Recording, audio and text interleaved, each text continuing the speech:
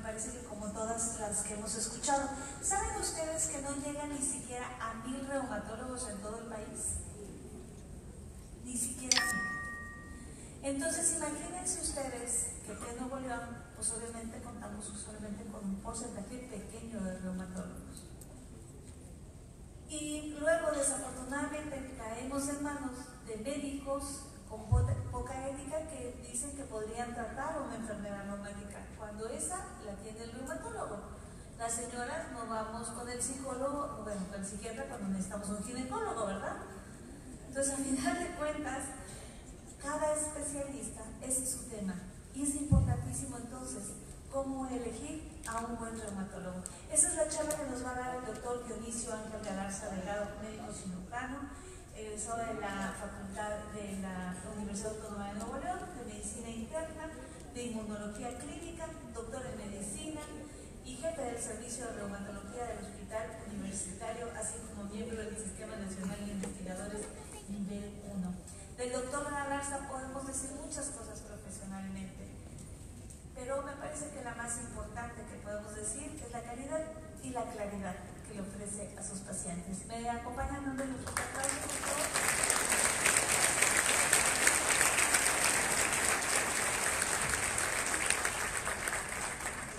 Buenos días otra vez. Muy agradecido por su presencia. Cuando diseñamos el programa de este tercer simposio, decidimos incluir este tema debido a que aún en este momento, en el 2019, muchos pacientes reumatológicos no son atendidos por el especialista indicado, por el especialista en reumatología. Hay confusión, dice me duele los huesos, me duelen las articulaciones. Entonces, ¿quién es el especialista de los huesos? El traumatólogo. Y los traumatólogos, con todo respeto, que son especialistas obviamente necesarios y muy capaces, bien preparados, su campo específico son el área de las fracturas y el área de la ortopedia.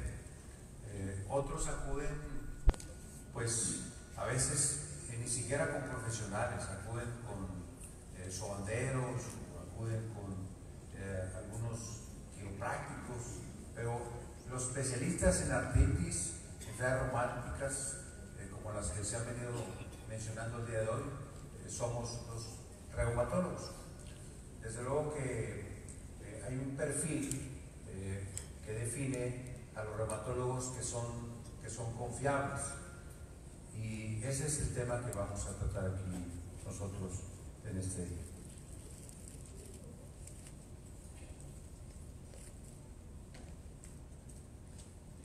Él es el doctor Donato Alarcón Segovia, el reumatólogo más prominente que ha nacido en la República Mexicana, uno de los pioneros de la especialidad de nuestro país. Fue jefe de reumatología en el Instituto Nacional de Ciencias Médicas y Nutrición Salvador Subirán. Fue director de ese instituto. Es el reumatólogo más conocido en todo el mundo. Maestro de la reumatología mexicana, tristemente falleció en forma prematura ya hace unos años, 15 años aproximadamente. Tuve oportunidad de tratarlo, de conocerlo, y en su discurso de ingreso al Colegio Nacional, que es una agrupación que integra a las mentes más brillantes de este país, incluidos intelectuales, incluidos escritores, humanistas, artistas, científicos de diversas áreas del saber humano. Él dijo que decidió estudiar reumatología, que es de paso la especialidad que tal vez más ampliamente representa y en la cual se practica toda la medicina interna, decía, por ser las articulaciones espejo del alma. Yo de manera personal decidí estudiar reumatología cuando era pasante de medicina en la Villa Santiago, en un poblado que se llama San Francisco.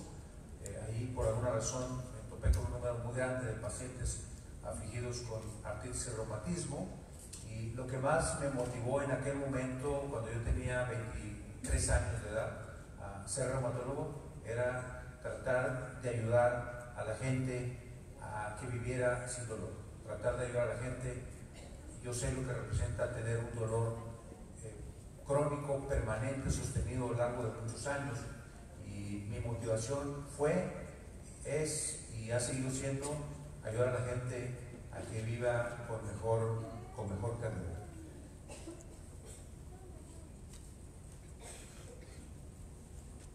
Entonces, de acuerdo no a un pensamiento de un individuo, sino a lo que establecen agrupaciones muy serias a nivel global, una de las más importantes es esta, el EULAR, la Liga Europea contra el Reumatismo, y ellos tienen un congreso anual al cual acudimos nosotros, como veremos un poquito más adelante. Por ejemplo, en estas recomendaciones que fueron a actualizarse en el 2016, estuvimos nosotros en Londres, Inglaterra, en ese congreso, para el manejo de pacientes con artritis reumatoide, tanto con los llamados fármacos sintéticos como los biológicos.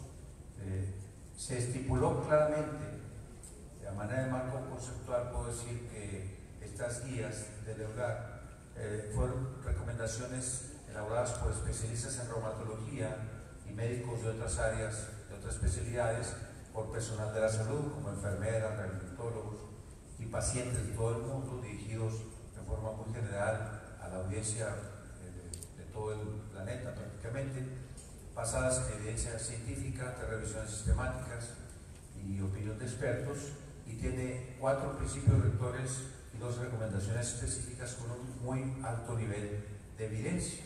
Esto es prácticamente lo que es el mapa que seguimos los reumatólogos cuando vamos a empezar a atender un paciente con artritis reumatoide. Y específicamente hablando, si aquí vemos los principios rectores, el tercero de los principios rectores es que son los reumatólogos los especialistas que deben tratar primariamente a los pacientes con artritis reumatoide.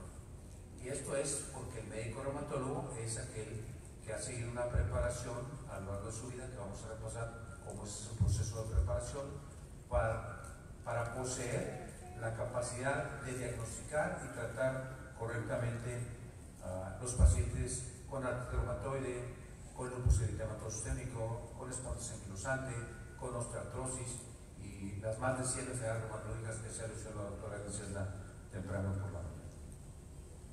¿Qué es la reumatología? Pues es la rama de la medicina interna. Voy a hablar un poco de lo que es medicina interna. Nosotros somos una de las 14 ramas de la medicina interna dedicada específicamente al estudio, diagnóstico y manejo de las enfermedades reumáticas autoinmunes y los trastornos musculoesqueléticos. Esa es la especialidad de reumatología. En tanto que la medicina interna es una de las 4 divisiones de la medicina, al lado de la cirugía, la pediatría, la ginecobstetricia. Específicamente es la ciencia que estudia los padecimientos no quirúrgicos del adulto. Yo, cuando estuve en frente del departamento de medicina interna, les decía a los estudiantes que apenas estaban empezando a involucrarse en el conocimiento de la medicina interna, y al público en general, cuando he ido a entrevistas en radio y televisión, si usted tiene un niño enfermo, lo puede atender un médico general o un especialista. El especialista de los niños se llama pediatra. Si un adulto está enfermo, puede ir con un médico general o puede ir con un médico especialista. El especialista en los adultos es el médico internista. Entonces, los reumatólogos, la mayoría de nosotros, todos, el 100% de los que estamos en reumatología del hospital universitario, primero somos médicos internistas. Y estas son algunas características importantes de resaltar del médico internista. Es el clínico por excelencia, es el médico experto en atención para los adultos, es el que toma las decisiones del manejo clínico, es el que analiza integralmente todos los problemas del paciente, no de manera fragmentada. Hay especialidades que se enfocan demasiado a un segmento muy pequeño, a un órgano, a un sistema, y eso no tiene nada de malo. Sin embargo, el internista ve de manera global, desde el punto de vista biológico, desde el punto de vista psicológico, desde el punto de vista social y desde el punto de vista espiritual al enfermo que tiene enfrente. Es un consultor médico reconocido, integra las diferentes subespecialidades, entre ellas la gastroenterología, la cardiología, la neurología y por supuesto la reumatología, junto con las demás que les decía yo que son 14. Experto en enfermedades desde la adolescencia hasta la tercera edad. Especialista desde el consultorio hasta la unidad de cuidados intensivos. Atiende enfermedades muy difíciles de diagnosticar. Es cuando los doctores no encuentran un diagnóstico, acuden a los médicos internistas. Hay clínicas, por ejemplo, en Ciudad de México, una clínica que se llama Clínica de Diagnóstico Difícil. Cuando ya lo han visto 30 médicos diferentes y no han podido encontrar el diagnóstico, acuden a ese tipo de clínicas que están a cargo de médicos internistas y algunos subespecialistas derivados de medicina interna. Entonces previene, alivia y rehabilita al enfermo adulto en forma sintética, atiende en forma holística, global al paciente, en esos 4 planos que yo les decía. ¿Qué se necesita para ser un reumatólogo? ¿Qué debe buscar un paciente en un reumatólogo? Hay una serie de criterios, de elementos, de requisitos que el paciente debe buscar y asegurarse que los tenga, porque hemos tenido pacientes tratados por pseudo especialistas en artritis que los manejan con dosis altísimas de esteroides. Recuerdo un doctor que venía aquí, doctor de origen oriental, que andaba en toda la parte del noreste de México y que andaba un día en Reynosa, y otro día en Laredo, y otro día en Matamoros, otro día en Victoria, Monterrey, Saltillo, etc. Y lo que hacía era a todos invariablemente sueros de cortisona. Sueros de cortisona, y le decía, no, le voy a poner una medicina que es muy buena. Y claro que el paciente se sentía muy bien por 3 o 4 semanas y después volvía a recaer. Pero no solo eso, empezaba a tener elevación de la presión arterial, elevación del azúcar de la sangre, empezaba a tener problemas muy importantes de osteoporosis, todas las complicaciones derivadas del uso de la cortisona. Hay que asegurarse que el médico que los atienda sea un especialista en reumatología. Y hay requisitos formales, tenemos otros elementos que son los que voy a tratar con ustedes. En primer lugar, hablemos de los requisitos legales. Obviamente las especialidades están requeridas en este país por la Dirección General de Profesiones, dependiente de la Secretaría de Educación Pública. Obviamente tenemos un registro ante la Secretaría de Salud y por tanto se requiere un título y cédula profesional como médico, cirujano y partero, expedido por una universidad pública o privada de este país con reconocimiento de validez oficial, REVOI, expedido por la propia Dirección General de Profesiones. Hay universidades de todo tipo en el país. Afortunadamente aquí donde estamos en Nuevo León, las universidades, las 4 universidades que hay aquí que forman médicos son universidades de alto nivel, de alto prestigio. No puede ser lo mismo otras entidades federativas donde tristemente a veces hay mucha proliferación de escuelas patito, que son de muy bajo nivel. Entonces es importante conocer este aspecto. Se requiere tener título y cédula profesional de especialista en medicina interna. Ese es el deber ser, que desafortunadamente por cambios políticos a nivel nacional hace una década aproximadamente decidieron sacar especialistas al vapor. Entonces antes, por ejemplo, para ser un especialista en neumología, enfermedades de los pulmones, se requería haber sido primero especialista en medicina interna y luego la neumología. Para ser geriatra, especialista en personas de la tercera edad, ser médico internista completo 4 años y luego geriatría. Y ellos sacaron un llamado fast track y dijeron no, por decisión política, ahora únicamente vamos a pedirles 1 año o 2 años de medicina interna y luego que vayan a hacer la subespecialidad. Y eso ha sido un detrimento de la educación médica de este país, pero más en detrimento de la calidad de atención a los pacientes. Por eso nosotros hemos sostenido a lo largo del tiempo que en el hospital universitario, en reumatología, que es el único hospital del país, en el cual exigimos para aceptar a alguien que pretende ser reumatólogo que haya realizado 4 años de medicina interna. Eso le da la capacidad para tratar integralmente al paciente. Un paciente, como se ha dicho aquí en la mañana, con padecimientos reumatológicos no nada más viene por dolor articular. Puede tener una enfermedad de órganos internos, una vasculitis sistémica, un lupus eritematoso sistémico. Hace poco vi un paciente que estuvo siendo tratado durante 1 año y medio por una sinusitis de repetición.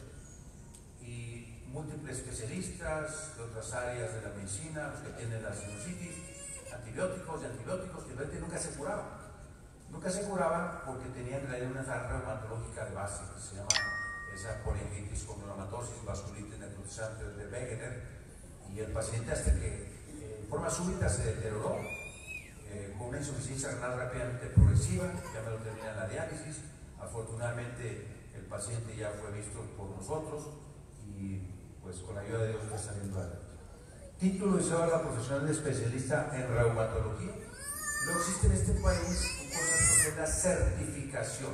Los médicos necesitamos certificar ante un consejo médico de especialidad. Los consejos médicos de especialidad se formaron en México en 1964, el primero fue de anatomía patológica. Hay cerca de 50 consejos médicos de especialidad. Y debemos, al terminar la especialidad, ser certificados por ellos y luego ser recertificados cada 5 años. En nuestro caso, por el Consejo Mexicano de Medicina Interna y el Consejo Mexicano de Reumatología. Este es mi título de médico cirujano y partero.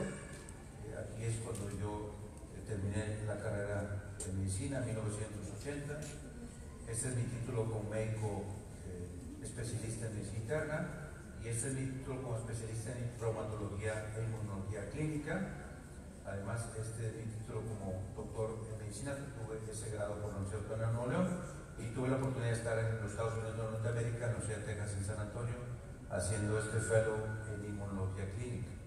Y luego, esto es un documento que avala la certificación básica del reumatólogo, y cada 5 años está certificando tanto por el Consejo de Reuma como por el Consejo de Medicina Interna. Entonces, fíjense ustedes, en mi caso particular, a mí me tomó 14 años para llegar a ser especialista en reumatología. 14 años. 6 años de carrera, 1 año de pasante de servicio social, 1 año de residencia rotatoria, que eso ya también lo desaparecieron desafortunadamente. Luego hice mi especialidad en medicina interna y luego hice la subespecialidad en reumatología y inmunología clínica y luego hice un post que llaman postdoc, que es un fellow en Estados Unidos en inmunología clínica. Entonces el promedio son 14 años para ser un especialista como Dios manda en reumatología.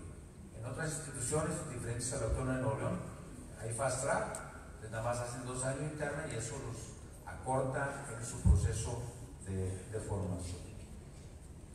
Y lo más importante para nosotros, una vez que cumplimos esta parte de educación básica, es la educación, la actualización médica continua. Uno debe estar suscrito a revistas médicas, científicas de la especialidad, que las tienen que estar revisando, porque el conocimiento se calcula que se duplica cada 5 años, se duplica todo el conocimiento científico. Si uno pretende seguir ejerciendo la especialidad con lo que aprendió cuando se formó como especialista en una residencia, en poco tiempo va a estar absolutamente obsoleto. Es increíble cómo se va generando un nuevo conocimiento científico y tecnológico en el campo de la medicina. Por eso, la educación médica continua debe ser, ¿cuánto tiempo debe ser la educación médica continua? Toda la vida, toda la vida. Al menos mientras sigas viendo pacientes. Ya cuando te retires de ver pacientes, bueno, ya no es necesaria la educación médica continua, pero mientras estés viendo enfermos, en forma responsable, por supuesto que debes de permanecer actualizándote. Los congresos más importantes que tenemos nosotros de actualización son el Congreso Mexicano, que se llevó una vez a cabo en el mes de febrero. El año pasado este año fue en Mazatlán, en febrero, el próximo año va a ser en Guanajuato. Luego el Congreso del EULAR, el europeo. Nosotros vamos sistemáticamente a estos congresos, los profesores de nuestro departamento de reumatología. El curso europeo este año fue en Madrid. El American College of Rheumatology va a ser en Atlanta, ya en escasos 2-3 semanas más adelante, en el mes de noviembre. Y un simposio de la Universidad de California en Los Ángeles, que es un congreso, el EULAR y el americano, vamos 15,000 reumatólogos, 15,000, mucha gente. El de la UCLA, vamos en promedio 150 reumatólogos. Los únicos mexicanos que vamos ahí somos nosotros, no van por los gringos. Y un servidor, con el doctor Miguel Ángel Villarreal Alarcón, que es profesor de reumatología de la HU, desde 1991 hemos asistido a ese curso. Nos ha acompañado el doctor Esquivel, el doctor Iván, la doctora Miriam, algunos otros.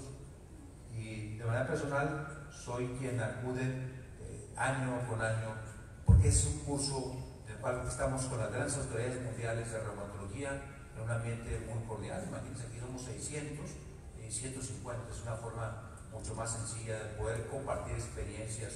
Yo he llegado a presentar ahí mis casos clínicos difíciles, me retroalimentan profesores muy reconocidos de Estados Unidos o de Europa que acuden a ese, que es un magnífico evento de actualización en reumatología. Esto es la constancia del Congreso Último de Reuma Mexicano. Esto es la foto de Marina del Rey, en California, ahí en el área de Los Ángeles, donde se Simposio Frontiers, Fronteras de la Reumatología, Universidad de California, Los Ángeles. Esto fue lo de Madrid el pasado mes de junio. ¿Cuántos reumatólogos certificados existen? Efectivamente hay un déficit de reumatólogos en el mundo. Es un problema fuerte, que va a ser cada vez más fuerte, porque ciertamente las enfermedades reumatológicas afectan a todos los grupos de edad, pero lo más notable es que en este siglo XXI la frecuencia de enfermedades reumatológicas está incrementándose. Algunas, por ejemplo, la osteoartrosis, porque la gente vive más años y porque hay más obesidad. Entonces, esos dos elementos determinan que haya más pacientes con osteoartrosis, pero también otros factores climatológicos, que a algunos no se les hace mucho caso: el cambio climático, el hoyo de ozono, la luz ultravioleta, los químicos que les agregan a los alimentos, hormonas para engordar las vacas o los pollos, todos lo estamos consumiendo, la contaminación ambiental. Entonces, el lupus se ha triplicado en lo que va de este siglo, su frecuencia. Y la artritis reumatoide se está incrementando en forma significativa. La artritis infantil se está incrementando en forma significativa. Hay un déficit de reumatólogos porque hay más pacientes reumatológicos y hay menos reumatólogos. Porque un elemento que he observado a través de los años es que los doctores, muchos, prefieren hacer especialidades que sean más rentables económicamente. No, yo quiero hacer una especialidad quirúrgica porque una cirugía y saco mucho dinero, y ese tipo de motivaciones, se entiende todas las especialidades, de acuerdo, pero el hecho es de que se ha reflejado en que haya menos especialistas en reumatología. En la República Mexicana, solo 951 médicos certificados. Debería haber al menos el doble de reumatólogos en la República Mexicana. ¿Listo? Y nosotros tenemos que aquí en el estado de Nuevo León, donde deberíamos de tener, para un estado de 5 millones de habitantes, deberíamos de tener al menos 100 reumatólogos, tenemos solamente 45 reumatólogos certificados. O sea, es un déficit muy importante. Por eso, a veces, las listas de espera están muy prolongadas, porque dice uno, la capacidad de atención es limitada, porque debe ser el reumatólogo quien lo atienda, pero habemos muy pocos reumatólogos. Y sobre todo, reitero el concepto, en este centro de especialistas en artritis y reumatismo, nosotros lo que recomendamos principalmente a la población es que busquen en su reumatólogo dos grandes elementos que tienen que ver con el profesionalismo. Ahorita voy a hablar un poco del profesionalismo. Esos dos grandes elementos son, primero, un médico capacitado. Eso es lo primero, esté preparado, capacitado. Y segundo, muy importantemente, un médico que tenga buena actitud. Yo les dije aquí en la mañana, nosotros somos de la cultura del trabajo, la cultura del esfuerzo, la cultura del trabajo en equipo, para beneficio colectivo. Y tenemos un espíritu de servicio a la comunidad. Estos eventos son absolutamente altruistas. No pretendemos sacar más pacientes, queremos educar a la gente, a que sea bien atendida, a que sea en buenas manos, manos confiables. Busquen capacidad, busquen confiabilidad, busquen actitud de servicio. Somos nosotros 16 reumatólogos. Los 16 reumatólogos tenemos el perfil que les dije, o sea, todos médicos egresados de la Universidad Nacional, todos médicos internistas completos, no médicos, todos médicos internistas, todos certificados y certificados por el Consejo Mexicano de Medicina Interna y por el Consejo Mexicano de Reumatología. Y en nuestro caso particular, más del 50% ya tenemos grado de doctor o estamos en el proceso o están en el proceso de obtener el grado de doctor. ¿Qué otras actividades realiza un reumatólogo? Aparte de lo anteriormente expresado, que es muy importante, porque estos elementos son claves para que el reumatólogo sea todavía mejor reumatólogo, que pertenezca a una sociedad de especialistas en reumatología, donde tiene oportunidad de intercambiar conocimientos, experiencias con los colegas de la especialidad de otros estados de la República, de otros países, incluso de otros continentes. Nosotros vamos a los congresos de forma regular, pero no vamos como asistentes, vamos como participantes. Llevamos trabajos de investigación hechos en nuestro propio centro de reumatología, actividades docentes, somos profesores, los estamos aquí. Y ser profesor, el que más aprende cuando uno prepara una clase, no es el estudiante que lo escucha, es el profesor que lo ha preparado. Y tenemos vocación docente al 100%. Actividades de investigación, generar nuevo conocimiento científico, y de esa manera están ganando los pacientes. Los protocolos de investigación son para beneficio de los pacientes, a veces con medicamentos carísimos, y muchas actividades de investigación que generan nuevo conocimiento científico que está reconocido en otras partes del mundo. Y claro, somos seres humanos, damos un equilibrio entre el trabajo, la vida familiar, la vida social, el tiempo personal, y por eso debemos de desarrollar actividades extracurriculares. Nosotros pertenecemos a estas sociedades: Colegio Mexicano de Medicina Interna, Colegio Mexicano de Reumatología, American College of Rheumatology, American College of Physicians, la Liga Panamericana de Asociaciones de Reumatología, PANAR. Aquí está, eso es lo personal, del American College of Physicians, del American College of Rheumatology, del PANAR, y mi actividad docente, que yo tengo desde 1988, soy profesor de la Facultad de Medicina de pregrado y de posgrado, y desde hace ya 20 años soy titular del curso de reumatología de posgrado de la Universidad Autónoma de Nuevo León. Hacemos actividades de investigación que han sido reconocidas a nivel nacional. Este es el único trabajo generado en el Estado de Nuevo León que ha ganado alguna vez este premio, que lleva el nombre del reumatólogo mexicano más conocido, que le dije al principio, el doctor Donato Alfonso Bobia. Esto lo ganamos hace ya 3 años en ese Congreso Mexicano de Reumatología de Mérida, en Yucatán. También hemos ganado, como el año pasado, el premio estatal al mejor trabajo en todas las ciencias de la salud, en las ciencias clínicas de la medicina. Y recientemente de la Facultad de Medicina, apenas esto fue hace 15 días. Pero es muy importante recordar lo que yo trato de que los alumnos estén conscientes, los alumnos de pregrado. El médico que solo medicina sabe, ni medicina sabe. Digamos que el médico se cultive en las artes, en las ciencias, que conozca de literatura, de historia universal, que conozca de expresiones artísticas, que sea un humanista. Es muy importante. Yo de manera personal, diariamente, dedico de lunes a domingo 30 minutos a leer un libro que no sea de medicina. Yo soy un ávido lector. Me gusta mucho estudiar, leer de todos los temas sabidos del saber humano. Psicología, historia, filosofía, política, todos los temas me interesan.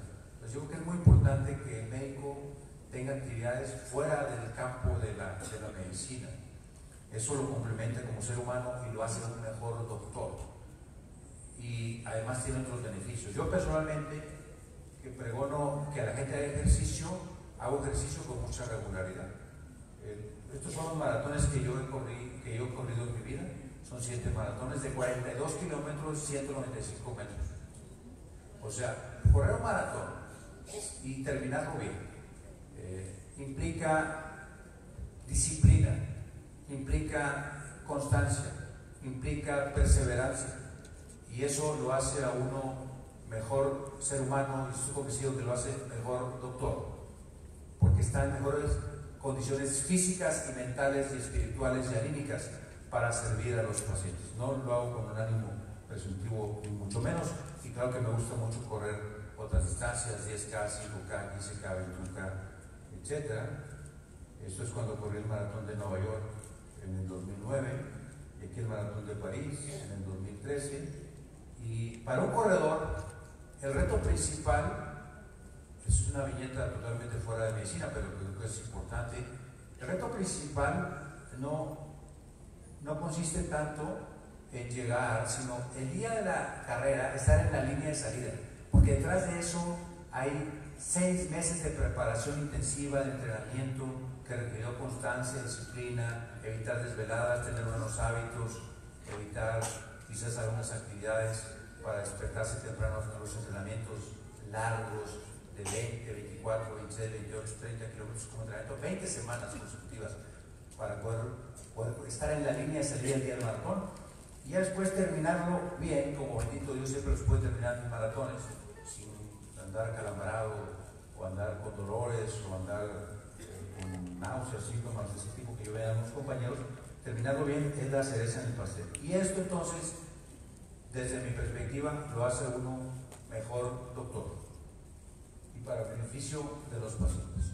Entonces, ¿qué hay que buscar en el reumatólogo? Capacidad y actitud. El doctor Sir William Osler, médico canadiense, es el padre de la medicina. Por él somos internistas los internistas hoy día. Empezó en 1880 y tantos, hace 140 años aproximadamente, en Johns Hopkins, en Bethesda, Maryland, en Estados Unidos de Norteamérica. Él decía, la práctica de la medicina es un arte, no un comercio, es una vocación, no es un negocio, una vocación en la cual tu corazón se ha ejercitado con la misma intensidad que tu cabeza. Profesionalismo es lo que hay que buscar en el reumatólogo. Un compromiso con la compasión y la clemencia en el alivio del sufrimiento.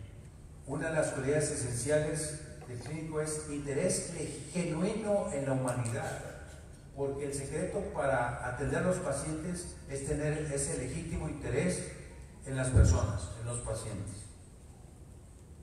Esta es una ocupación que se regula a sí misma a través de un entrenamiento requerido, sistemático y disciplina colegial como la que he expresado, que tiene su base en conocimiento técnico especializado, que tiene orientación, reitero, de servicio más que de lucro, consagrado en su código de ética.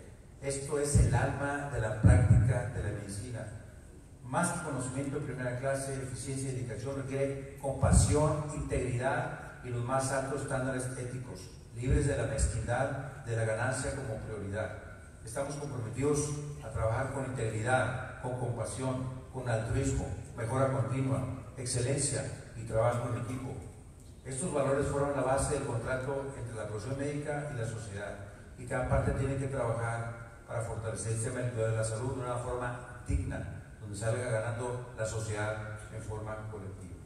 Es demostrado a través de competencia clínica, habilidades de comunicación. Es muy importante podernos comunicar y que la comunicación sea bidireccional y que sea activa y poder responder todas y despegar todas las dudas de los pacientes que acuden con nosotros. Yo les doy una explicación muy amplia, yo les doy un foro para que pregunten todo lo que quieran preguntar, absolutamente, que no quede ninguna duda, absolutamente ninguna duda. Les dedico todo el tiempo que sea necesario. Entendimiento ético, pilares sobre los cuales se constituyen aspiraciones y aplicaciones sabias de los principios del profesionalismo. Y el doctor Michael Lacombe, a mí me gusta mucho el doctor Michael Lacombe, que es un médico internista del estado de Maine, Estados Unidos de Norteamérica, y aparte él es escritor.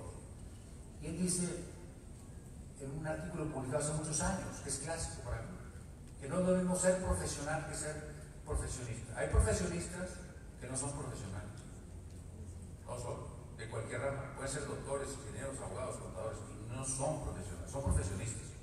Y hay gente que, por ejemplo, puede trabajar de mozo, de mensajero, en intendencia, y ser un profesional.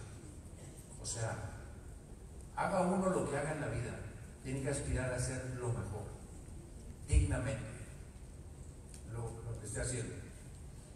Alguna vez conocí a un doctor que era muy honesto, pero apacible con su honestidad, y era muy cariñoso, pero muy cuidadoso de su cariño. Alguien que era muy disciplinado sin ser tan rígido, siempre estaba en lo correcto sin ser arrogante, que se autocuestionaba pero no dudaba, introspectivo y reflexivo, que al mismo tiempo era decisivo, que era fuerte, duro, firme, pero todas estas características combinadas con ternura y con comprensión. Un doctor que generaba su demanda para dar servicio, porque lo buscaban muchos pacientes, sin venerarse a sí mismo, que siempre estaba ocupado, siguiendo sus convicciones, actuando por convicción, por vocación, pero siempre tenía tiempo para sonreír, para platicar, para palmear el hombro y estrechar la mano, y que tenía suficiente tiempo para la vida, así como para la muerte. Ese era un profesional. Esta definición del profesionalismo nosotros la suscribimos al 100% en el Centro de Especialistas en Atención Humana, y estamos en eso al 100% por ustedes. La próxima semana va a ser el Día del Médico, el día 23 de octubre, miércoles 23 de octubre, y eso empezó desde 1839 en la República Mexicana. Alfonso Reyes, conocido como el Regiomontano Universal, escritor, poeta, diplomático y humanista, todo un personaje, hijo de un ex gobernador de Nuevo León, del general don Bernardo Reyes. Él fue opuesto a la milicia, se dedicó al humanismo, y me gusta mucho lo que él escribió acerca de su médico ideal. Dice: cuando yo encuentre mi médico ideal, pondré en sus manos esta memoria. Yo no necesito que mi médico ideal sea infalible, aparte de las condiciones de generar aptitud y aún de simpatía. Yo sin esto no ando. Solo pido de él dos cosas. Primero, que sea además de médico un sabio. Es decir, limitemos la terrible palabra, que el médico pragmático, el que cura y prescribe tratamientos, se acompañe en él de un estudioso desinteresado, de un lector asiduo que no duerme si no ha despejado antes los catálogos de novedades, de un poeta del pensamiento capaz de pasarse un día entero de buen humor cuando ha encontrado la expresión feliz para bautizar un síntoma o para ponerle nombre a una enfermedad que hasta ese momento no tenía nombre. Y segundo, que se resigne a trabajar conmigo, a explicarme lo que se propone hacer conmigo y lo que piensa de mí, asociarme a su investigación. Yo reclamo el privilegio de juez y parte porque soy capaz de desdoblamiento y sé muy bien considerarme objetivamente y con frialdad. Además, estoy seguro de que puedo ayudarle a mi médico, de que orientado por él puedo proporcionarle datos preciosos. Finalmente, el médico que no cuente con mi inteligencia está vencido de antemano. El que quiera curarme sin contar con mi comprensión, que renuncie. Lo que no acepte mi mente difícilmente entrará en mi biología. Tal es mi modo de ser, y seguramente hay muchos pacientes de mi género. Los médicos deberían de pensarlo seriamente, aceptar nuestra colaboración con humildad. Eso es lo que decía Alfonso Reyes, y esto es lo que yo he impulsado desde hace 21 años, cuando un colega de la Ciudad de México compartió conmigo este pensamiento de don Alfonso Reyes. Termino esta presentación con una frase que me gusta mucho de Bertrand Russell, un matemático, escritor, filósofo, humanista inglés, que vivió 98 años de vida. Lo bendijo, tiene la fecha en que nació, el año que nació, el año que murió. Impresionante señor. He leído muchos libros del señor Bertrand Russell, y una frase que me gusta mucho es que una vida buena es aquella inspirada por el amor, no el de las telenovelas de Televisa, no el amor de las películas de Hollywood, el amor de la Biblia, el amor a tu semejante. Amarás a tu prójimo como a ti mismo, amarás a Dios por encima de todos. Ese tipo de amor, el amor que nos impulsa a dar lo mejor de nosotros a nuestros semejantes y prójimos, a nuestra familia, a nuestras amistades, pero siempre guiada por el conocimiento. Dios lo bendiga.